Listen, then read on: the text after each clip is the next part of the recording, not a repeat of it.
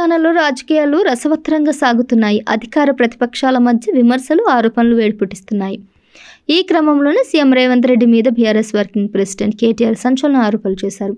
CM Revanth Reddy ఎక్కడెక్కడ గోడలు దూకుతాడో తమకు తెలియదా అంటూ ఆరోపించారు.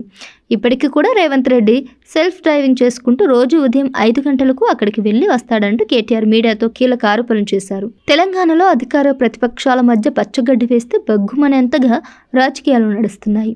ఇరు పక్షాలు ఒకరిపై ఒకరు తీవ్ర స్థాయిలో విమర్శలు గుప్పించుకుంటున్నారు. ఒకరిపై ఒకరు జోరుగా ఆరోపణలు చేసుకుంటున్నారు.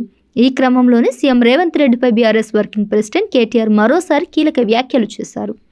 4వ రోజు అసెంబ్లీ సమావేశాలు జరుగుతుండగా విరామ సమయంలో మీడియా ప్రతినిధులతో కేటీఆర్ చిట్చాట్ నిర్వహించారు. ఈ సందర్భంగా మాట్లాడిన కేటీఆర్ అసెంబ్లీలో కాంగ్రెస్ నేతలు రాష్ట్ర బడ్జెట్ గురించి చెప్పమంటే సీఎం రేవంత్ రెడ్డి ఢిల్లీకి పంపే మూటలు లెక్కలు చెప్తున్నారని ఎద్దేవా చేశారు.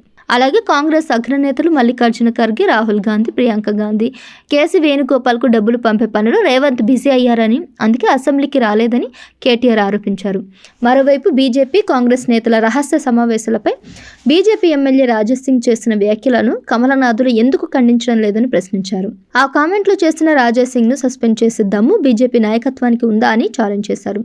సోషల్ మీడియా అరెస్టుల గురించి మాట్లాడుతూ సోషల్ మీడియా ప్రపంచవ్యాప్తంగా ఉన్న వ్యవస్థ అని, అమెరికాలో ఉన్నవాడు కామెంట్ పెడితే ఎలా శిక్షిస్తారో రేవంత్ రెడ్డి చెప్పాలని ప్రశ్నించారు. ఇక రేవంత్ రెడ్డి ఎక్కడెక్కడ గోడలు దూకుతాడో మాకు తెలీదా అంటూ కేటీఆర్ సంచలన ఆరోపణలు చేశారు.